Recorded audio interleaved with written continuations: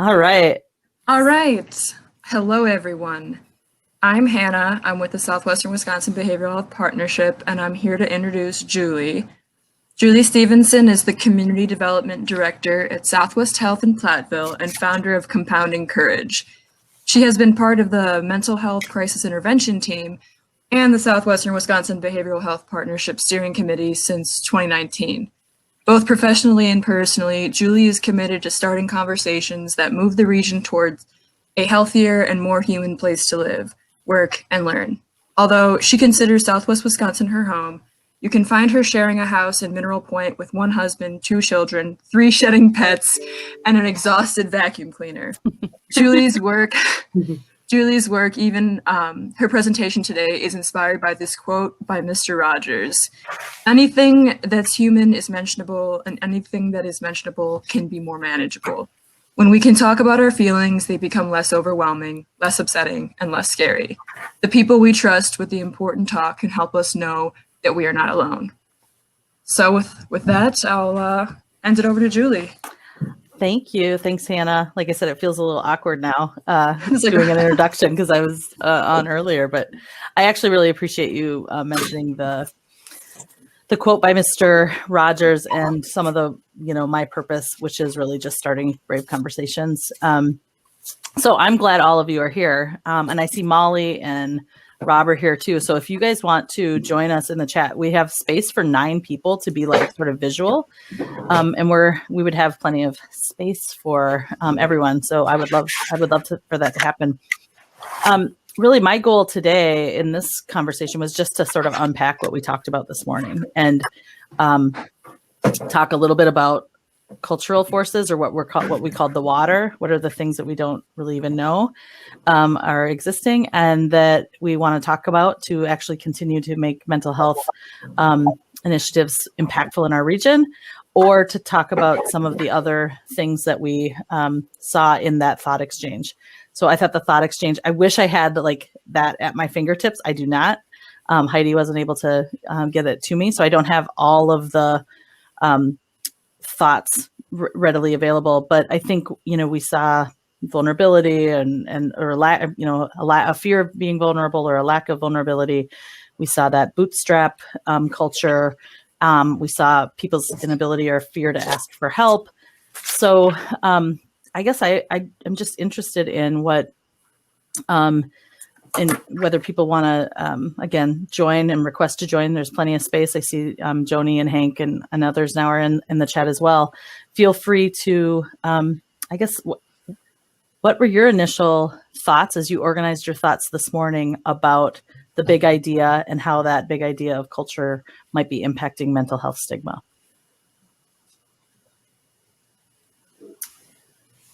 I know we talked about, I talked to several different people, and it's funny, and then when I came back to the group, the things I saw were the same things I was seeing there with the different people too. But we talked about definitely the bootstrap culture, and that there's a lot of things that impact that, and especially in rural communities, but also our economic systems. With capitalism, it's kind of a, kind of out for yourself, make it yourself, make your own way, stand up, and then, and how that's completely maybe undermines or fights against what it is to care and be neighbor to each other.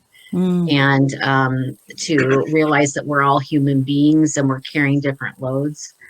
And the other piece I think that was with that, that I've noticed, is in this polarized culture, and being less able to hear each other and being curious and wondering what other people's experiences are like.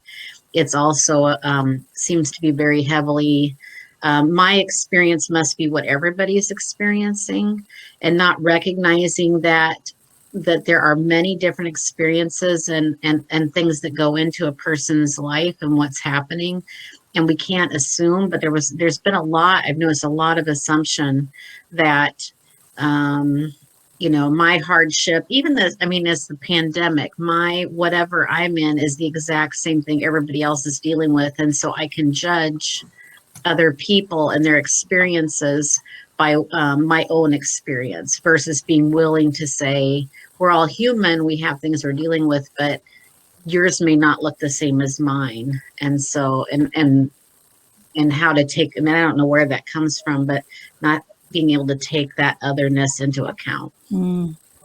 Yeah. I thought Megan's example of that was so, when she talked about, perception, I forget how she said it exactly, but that was really powerful. I think it's, experiences are how they're perceived, and 5 people might be in the same exact experience and have 5 different perceptions. And I think that you're speaking to that in many ways. What else did anyone, as your conversations in the networking area, as you had conversations, what else came up for you? Well, one thing that I will just mention, because as Kate sort of mentioned as well, but a thing that I saw pop up as well in the thought exchange was that in rural communities, this not pattern, but this, what's the word I'm looking for? This general idea that, toughen up, get through it, don't talk about it. It's not an issue. Just power through and get it done. Is definitely something that's more prevalent. And it's interesting to think about where that comes from and why it is that is the dominant narrative. And I think a lot of it does have to do with our individualistic culture and society, and probably some other things too. But that was something that came up for me. Yeah. I'm just going to read, Marcia put something in the chat, and Marcia, thank you for that. Anyone else can also use the chat as well, or you can, again, I think you just have to hide or allow your video and your mic to be hot there, and you can come in and join the conversation. But she talked about cultural impact, systemic oppression, and individuals' willingness to seek treatment, cultural mistrust, access to resources being rare in certain communities, provider bias, representation, people that look like me or speak my language, cultural acceptance of substance abuse, appropriate responses to substance use and trauma, assimilation, myths and stigma, bootstraps, moral failing, ignoring symptoms. If the system was typically criminalized, has typically criminalized, harmed you, or you are less likely to turn to that system to treat you, which is so true. People fear losing jobs, benefits, losing their children, being incarcerated when they come forward to seek assistance. And her last comment, some communities are shamed and blamed more. Being ignored when advocating for yourself, you're angry or you're aggressive. Yes, that's really, as I listened to Megan's story, I had a person text me that said, first of all, I had no idea just how traumatizing childbirth in general could be, right? Even if things would have gone differently, just like when I now sit and think about, even though she had given birth to 3 kids, she was just like, wow, this is just bringing up how hard that is. But we don't talk about that even as that could be a hard or traumatic experience. And that aggressiveness, like depending on how people, present themselves and who they're presenting themselves to, people don't take it always as advocating for themselves. Instead, it's being angry or aggressive. So thanks for those comments. That's so true, Marcia and Julie. It's difficult situation because it's like you have a right to be angry, and people have a right to be angry because that's the natural response to what's happening. But if you're angry, then people don't want to listen. They don't want to help. That causes. So it's hard to balance those things between being angry at the things that are happening that are outside of our control and what can we do that is in our control. Mm-hmm. Holly, Paula, Hank, any thoughts, or anyone else can also join? We have 2 more spots open for video and audio. You could have 9 people on the screen, and people can come and go off the screen too. So if you're like, wait, I didn't mean to do this, but feel free. Just to add to Hannah's a little bit, in our group, we talked about repressionism and how it's generational, to just be kind of brush things under the rug and, not to bring up things that happen at home. So I just wanted to add to that to Hannah's. We talked about a lot of the same things that you said. Absolutely. I just Marcia? wanted to clarify, if I could, when I was talking about that anger or that being labeled as angry or aggressive, I was referring more to like a cultural perception in terms of, so like women of color, for example, Right. tend to be perceived as angry or aggressive when they're advocating for themselves, which results in a misdiagnosis or an undertreatment, or being refused treatment in general. And so, going back, I guess, kind of to that provider bias, but that type of stuff that happens within that treatment system. And also, I want to name that the system in general is a ticket to access system, right? In order to get treatment, you have to have access to a diagnosis. And if you don't have access to a diagnosis, you don't have access to treatment. And that's a whole nother, can of worms that we haven't even, that doesn't get talked about as often, but it is a huge barrier for individuals seeking treatment. Yeah, I can Thank you for clarifying that. Go ahead, Rob. Yeah, sure. Access to a diagnosis, but also access to funding sources and so forth. The system as it's set up is pretty discriminatory against people that have no money or very little. There's a real misconception that a lot of people have Medicaid, and they simply do not. I heard Megan talk about her story this morning. Hopefully she had some social work support at the hospital to help her work through some of the emotional stuff. Because, I'll just say my wife and I at the time had a similar experience up there. It's a very traumatic, intense, it's probably one of the most intense things I'll ever remember. But at the time, they did have social work support, and they were very supportive of us, and hopefully she received that too. Now, had she not had insurance or whatever, I don't know what kind of support they would have been provided. And it seems whether it's a physical health problem or a mental health problem, once you go into a hospital, you're kind of giving yourself up. You lose control there to a certain extent. You're at the mercy of the gods, if you will, the medical gods. And it's a very helpless feeling. I think talking about that helplessness just in general, whether you're in a hospital or not, related to mental health or are we able to just say, I need help. I'm feeling very helpless. But also be respected as individuals who are experts of our own lives. Just because you have a bunch of letters after your name or certificates or 20 years of school doesn't necessarily mean that you know practically what that looks like. Theoretically, I'm giving it to you. Okay, yeah, you've read about it, you learned it, you did a whole bunch of stuff, you probably stayed up a lot of late nights learning it. But at the end of the day, every person is so different. And when we speak up for ourselves, whether we're in a mental health or a physical health care setting, it's always like, I know better than you because I have these letters. No, you don't. No, you don't. And I think that's the fault of the system in general, is that it doesn't listen to individuals. It really has this kind of superiority complex in which those who are providing the services really truly don't take into account the individual who they're providing those services to, and that they actually do know themselves, their bodies, their health, and that should be taken into consideration with that. Sure.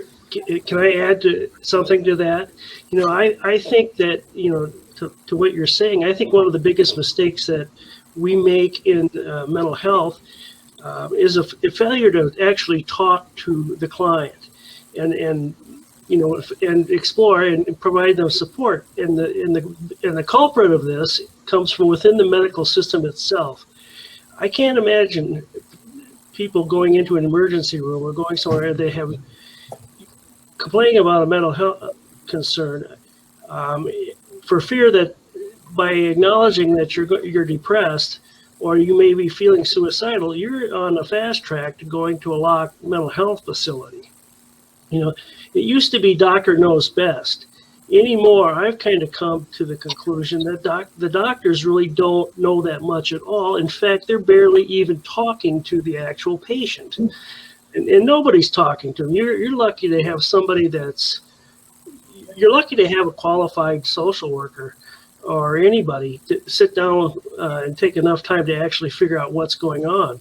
A lot of the times, the information you get back is completely out of context, diagnostically inaccurate, and hospitalizing people the way we do is not cost effective, and it doesn't end up in good results for people. There's my 2 cents. Thanks, Rob. I'd like to add to that too. It almost seems like when we do ask for help, it's that added layer of shame. It's almost like, I mean, just kind of thinking about that, it's almost like you're blacklisted, if you will, or something like that. Because reaching out in a mental health crisis, people are like, oh, they remember that about you, but they don't remember like the other circumstances, other things about your life, or even the things that led up to that mental health crisis. I mean, there's so many things that kind of happen that lead up to that. I mean, it's not like not always a one isolated thing. It can be, and it can also be a series of things. All right. Thanks for that. We see that when somebody's having a crisis situation is that when they show up at the ER, or if it's just the police going out to see them, it's more of that point in time, and we have to fix it. We have to do something now, as opposed to doing the work and talking to the person and trying to understand it. And it's weird because it's like the professionals that are there to help in a hospital or ER, you're surrounded by different professionals, but they're terrified of talking to this person who's just asking for help, and nobody wants to even have that conversation. It's like, that's how stigmatized it is. It's like they're going to catch it or something. It's like when people respond to crisis, they're responding more in a way that makes them feel better than it does in making that individual that they're responding to. And again, that's like this human nature, fear-based response. I need to fix this. Have you done something? Let's call the police. Let's get something involved, because they don't want to have those conversations, first of all. Second of all, they don't want you doing something. Your choice, my choice, it is my choice. If I even want to take my life, that is my choice. Nobody gets to take that away from me.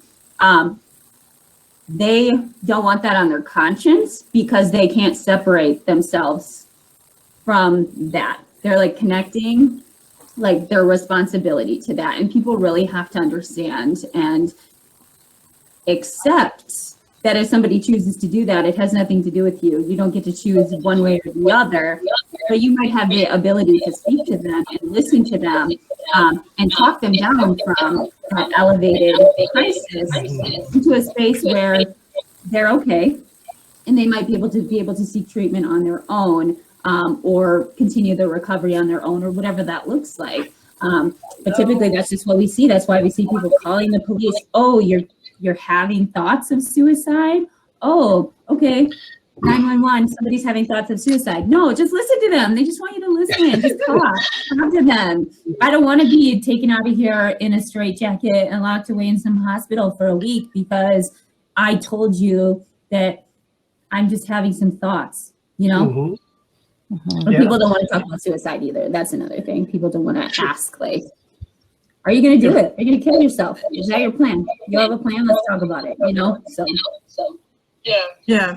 I just wanted to. The people in the medical system, I think they're intimidated by the fact that people have mental health problems, you know, and realistically, they don't know what to do because they're not trained for it. They think in a medical model completely. And what happens at a hospital? Well, where do sick people go? They go to other hospitals, you know, How many times have you ever heard that, well, they need to go somewhere, they need to be put somewhere? Well, guess what? They don't. It wouldn't be necessary if you would take the time to talk to them right there. You'd get better outcomes and save a lot of money too. One of the questions I have is about, and actually, Rob, we're getting a lot of feedback from your computer. So I don't know if you just need to turn the volume down a little bit, maybe, or mute when you're not speaking. That might, Maybe. am I the only one that was hearing that? No, okay. Rob, you just said, like, I forget exactly how you said it because the computer then lost my train of thought. I'm like a goldfish here. I'm one of those goldfish swimming in the water with no memory. Don't jump out. But so, you know, the healthcare providers being uncomfortable, is it, I wonder, is it the healthcare professionals, or is it, again, this just culture of us not, we center ourselves in every situation. So if we can't understand it, we try to push it away as quickly as possible because I don't know what to do here. And I have a very hard time saying, I'm not exactly sure what to do here. Let's regroup. Let's center what you're talking about. Like, you're the center of our discussion right now. And I don't know what I'm going to do, but I'm okay to sit here and figure this out together with you in whatever way I can.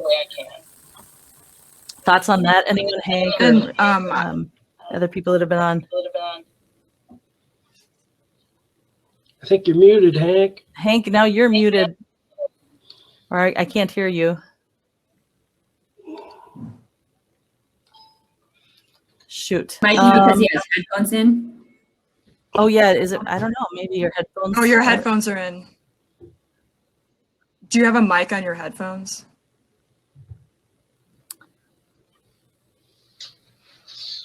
Still muted. I'm not hearing anything. Hannah, did you have something to add? Also, Lori's putting some good stuff in the chat too. I'll let you go, Hannah, and I can read through this when.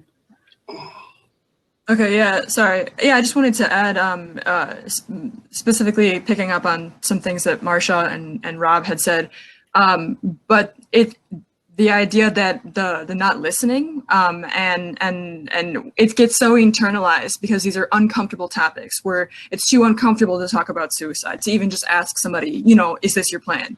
That we internalize that, and then we center the conversation around how to make the other person comfortable. Right? Like, we don't want to make somebody else uncomfortable, so we don't speak up about the thoughts that we're having and the issues that we're having, because I know that then they'll be uncomfortable and maybe they won't want to help me, and because then they'll be uncomfortable. And it's like this cycle where, you know, back and forth. Let's see if Hank we can hear him now.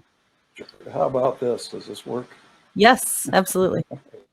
Yes. What I was saying is I used to work for Rob down in Greene County. Hi, Rob.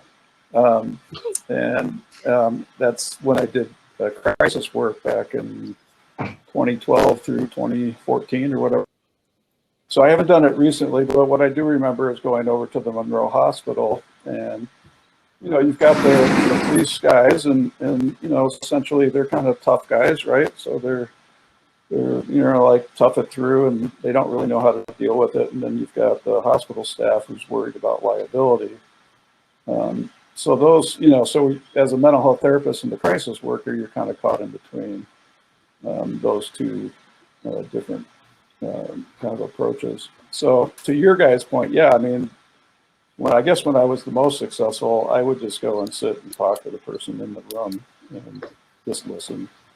To kind of add to that, now I'm with Oregon Mental Health Services, and we have a hybrid model here in Dodgeville. So we have an office in Dodgeville and an office in Oregon. And our office in Dodgeville is with the Community Connections Free Clinic.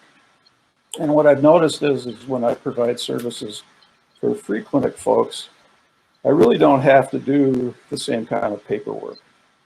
So I'm not forced to, you know, shoehorn in a 90-minute intake evaluation in order to come up with a diagnosis, in order to be able to bill, treatment plan, do all that stuff.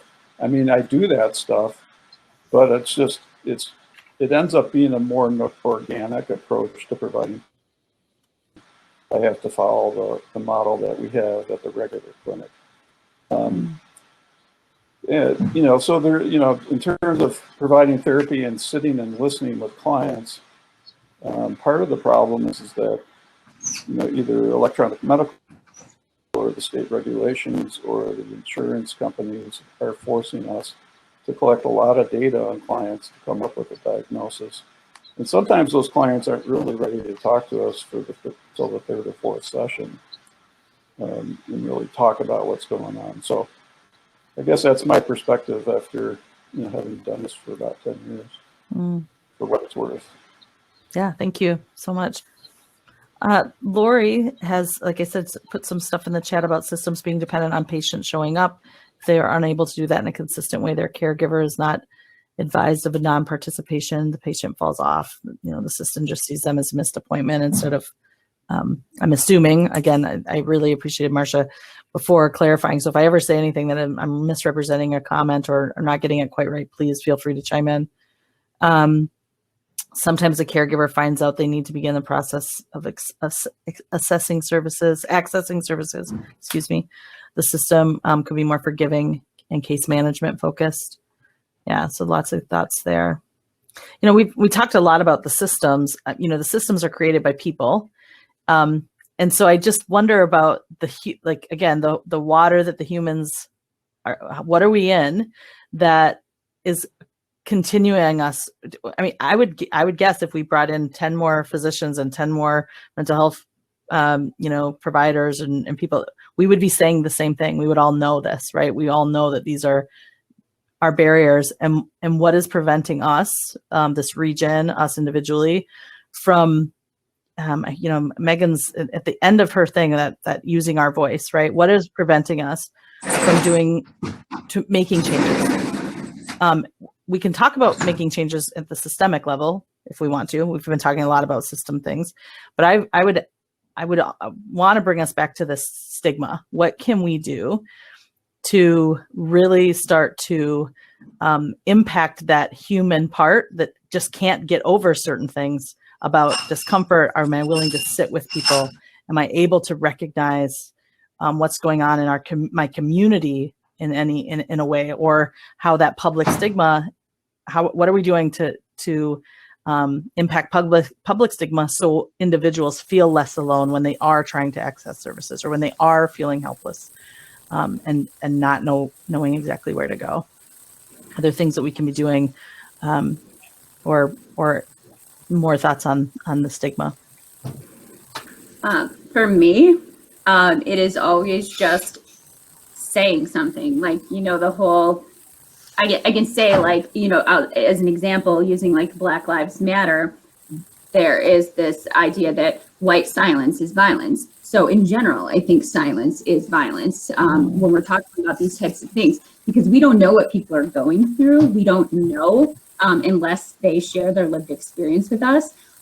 We only know what the temperature of our water is. That's all we know. And so for us, we have to be able to acknowledge that our water is different than someone else's water and be able to recognize that, and then speak up in all of the public spaces that we are in. Always, always, always being an advocate and working to eliminate that stigma, because we don't know who's listening. Somebody who's scared to speak up might be listening. And when they see us speak up, they're like, okay. But also that's how we change the minds of the people, that are making the decisions that are affecting us. That's how you change policy. That's how you change how money is spent in communities, is by those ground efforts, those grassroots efforts. So for me, I'm always speaking up. I'm never quiet. I'm always going to name something. I don't walk around things or tiptoe around them. If it makes you uncomfortable, I'm going to let you work through those feelings. I'm not going to take responsibility for that, because it's not on me if you feel uncomfortable when I'm talking about a really very real, legit topic that is impacting everybody. As well as just educating yourself, just really being aware of the things that are going on. We can change the way we speak. We can shift things within our own, daily lives that will be modeled. And then hopefully other people see that and they think, wow, that's a good idea, being person-centered. speaking, focusing on people's strengths, practicing our own empathy, asking questions, listening to people, validating what people are saying, never like denying somebody's lived experience. And we're human. We're going to make mistakes, right? So guess what? I apologize and I move on and I do better next time. I don't want to sit there and talk, well, I didn't mean that, or I didn't. If somebody tells me that I've offended them or I've hurt them, that's it. I'll say, I'm sorry, and I will change that behavior or what I've said and move forward, and that is it. Because really, we have control over those things. And so if we worry about controlling things that we don't have control over, we're all going to go crazy. We're all going to go. A couple of interesting questions Love in the that. chat. Peter said this, and this is a. I mean, I think this is where some of these complex conversations intersect, right? Which makes it never simple or easy. Is silence violence when one's PTSD makes it difficult to speak up? So I'll just respond to that in terms of what I'm saying. So I'm saying speak up for the people who can't speak up. That's my reference. So if an individual with PTSD can't speak up because of their particular traumas, I can. And so I'm going to be loud about that. And I'm going to help, hopefully that will help that individual feel safer in speaking up at some point. If they see that I'm there, that I am an ally, that, that sort of thing. If you can't speak up, that's what I'm advocating for, is to speak up for the people who cannot. Yeah. Thanks for clarifying. It's a great question, because it shows how complex human beings are, and in all of these spaces, the people doing the work, the people, and all the work that we also are working through. Lori talks about the systems and the folks in it need to be more self-aware. Yes, experts needed to be self-aware, right? What they don't know, willing to develop a functionally appropriate approach to engagement. Step a little bit away from the clinical factors, humanize internally and externally. It's so true. I think when Megan talked about human versus human over expert, and it's interesting, Rob, many of you have not been in, I'm in the circle with a few of you, and Rob's been part of this, the mental health crisis intervention team with me for, a while. Rob's one of the experts within that. And it is hard as a person who is not I am not clinician in any way. I come in from a different perspective, facilitation, disrupting conversations, trying to get people to think a little bit differently about stuff. But it feels really hard when you're not an expert in these spaces, because it isn't a welcoming place to be. I've always been an outsider in this way. I've worked in education, I've worked in healthcare. Those are both very hierarchical, expert driven kind of places. Mm-hmm. And so this is not super welcoming spaces for humanizing. We are expert, and there's validity in all of that. We need our experts, but we've got to really be self-aware of that and what those spaces feel like for people who don't fall and climb up that ladder. So I would comment that as an expert who is working with the people, the human part always trumps the expert part. So you always want to start, especially in crisis intervention, with the human part. Like Hank mentioned, that you're going to probably be more effective if you're not inundated with side stuff like paperwork. You don't want to be giving somebody that's in crisis a stack of paperwork. You want to demonstrate to them on a human level that you're interested and you're there and you can help them. Yeah, and Lori, please, you can ask to join, or I can have someone that maybe doesn't mind stepping away if you want to clarify if I didn't quite hit that right, but I can relate to what you're saying. Cassie mentions, when it's making you uncomfortable, it's not the victim's problem. Yeah, your discomfort is not that person's problem to fix. That's interesting. It's a problem. It's a you problem when you deny something. Impact over intent. Absolutely. Well, I think go one ahead, of the Hank. things that I was just going to say, if we're looking for ways in which to improve and decrease stigma, our clinic is embedded in schools, so we have the clinicians that are actually in the schools. Well, obviously, with COVID, it's been a little bit less so, but I think what we found is that has greatly reduced the stigma for those kids, and in some ways almost kind of made it cool to go see the therapist while at the school, and it's helped increase attendance, I guess, because the parents don't have to take time off of work and drive their kids to a clinic. A clinic sometimes can be intimidating to a kid. So having the therapist actually embedded in the school has had some really nice benefits, one of which is, I think, to reduce stigma for K through 12 kids. Just a little feedback for you on that. I think that's great. And, one of the things, I actually just had a conversation yesterday with someone who is doing some work within a school district related to LGBTQ issues. She presented some startling statistics. I might not get this right, but it was something like if 6% of people would identify as LGBTQ plus, or what I think that's how that the number was, 68% of those people who are closeted will attempt suicide, which was to me, that is a startling number, obviously. And so when it comes to stigma, I was thinking how do we help? I used to be a school board member. So to me, I was like, I know I have certain school board members in my region that are unwilling. We're unwilling to talk about LGBTQ issues, and we're unwilling, we just don't want to talk about it, out of sight, out of mind kind of thing. But if we showed that number, the number of then children or people in this district that will attempt suicide based on the data, are you willing to not talk about that?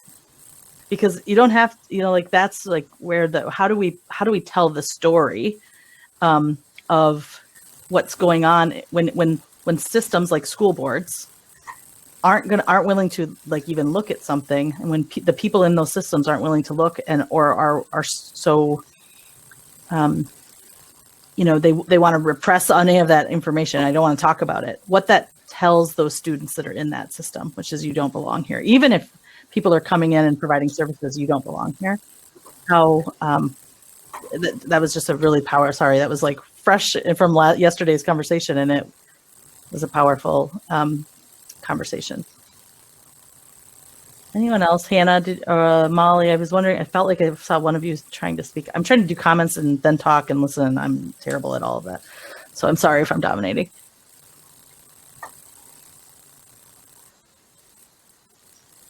You're not at all. And I think I'm supposed to be looking at the chat. So that's my bad, Julie. Experts and humans can coexist. I love that. Sorry, So go ahead. Lori says. No, I was just going to read stuff from the chat. So. Well, I think, so this is that. part of the water but that is interesting I think, is that idea of experts have value and they are necessary, right? I think we learned with COVID, science is necessary. Education is necessary. At the same time, that human part. So that is the big paradox, I think, with some of this work is, if we say human over expert, some people are going to hear, screw the experts. And how do we get people to sort of live in that bothness place of we need experts, absolutely. At the same time, we all are human beings first and connect in that space. Dialectics. Just for Lori, what Lori posted is a really good point as well. Thank you for naming that, Lori. This unwelcoming nature of a lot of treatment systems and resource systems, very specifically in which people want to participate in services where the staff who are providing them represent their community.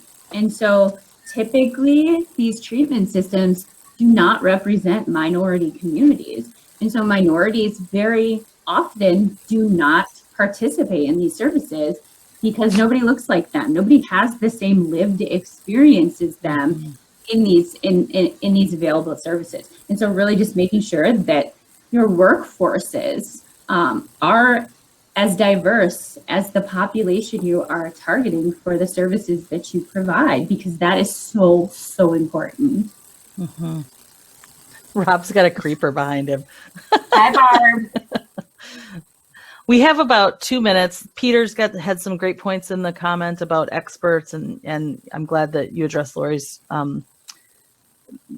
comment, Marcia, with that unwelcoming. I mean, you're absolutely right. If people don't see themselves in what you're trying to present, how are they ever going to feel like you're there to support and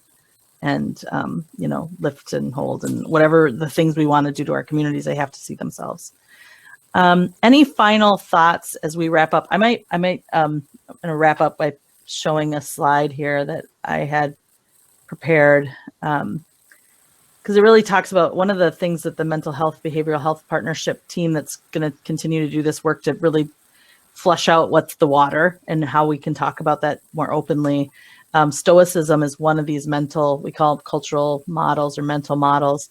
And this picture, we found this in a book, and it's just such a really a great example of what we're talking about when we talk about stoicism in our culture. This is from a book. Let me know when you guys can see this.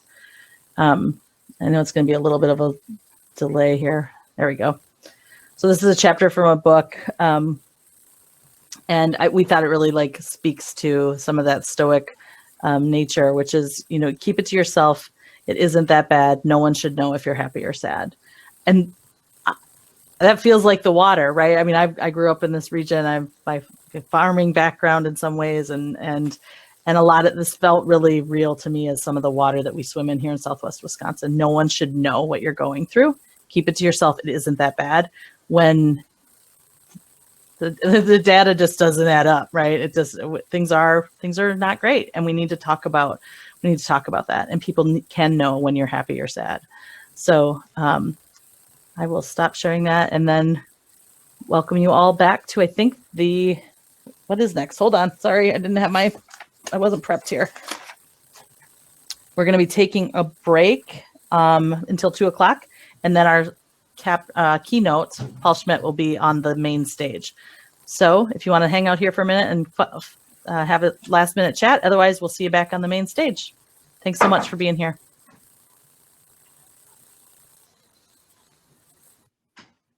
So I just wanted to say really quick, because it came up a couple times, but you should always ask someone outright if they are having thoughts of suicide, even if it's uncomfortable, even if you're going to be uncomfortable or they're going to be uncomfortable or both. You always ask them, because you asking them is not going to make them do it. They've already been thinking and planning about it for and very long specifically, time, so always are ask you them planning directly. to kill yourself? Not are you having suicidal thoughts? Because that can be, that's subjective. Are you planning to kill yourself? Yep. And right, you're still have a skirting plan. around it. What's your plan? That's exactly right. And asking them directly to talk about those things too. Yeah. Marsha, I want to just say one thing as well that I've appreciated, and I saw it in the comments earlier too. As a person who, I love to say the thing that no one's saying, it's kind of a thing I do, which has not always been something people embrace. My mother, all of my teachers, most people that have to deal with me in this region. But I really appreciate your language of thanks for naming that, because I think that the disruptors in our community, if there is sort of a common language to be able to say, no, really, Marsha, thank you for naming what we just said. It gives support and gratitude to those people that are trying to say the hard things, that are trying to sort of let people recognize the water we're swimming in and that maybe it's not healthy in some ways. I think there's more training to be had for people who are able to say, if we're going to be this sort of, we want to make currents and we want to make some ripples so people will start to recognize the water. How can we do that better with some shared language that we can support one another to consistently sort of draw attention to those things that might be getting in our way? So thank you for that. You've modeled it really well today. Any other final thoughts? Well, I appreciate all of you being here today. It's been a great session. You can head to the networking session if you want to have a one-on-one with someone, or to the expo session to meet with the vendors, or you can be back on the live stage in a number of minutes. So about 13 minutes now. Thanks for being here.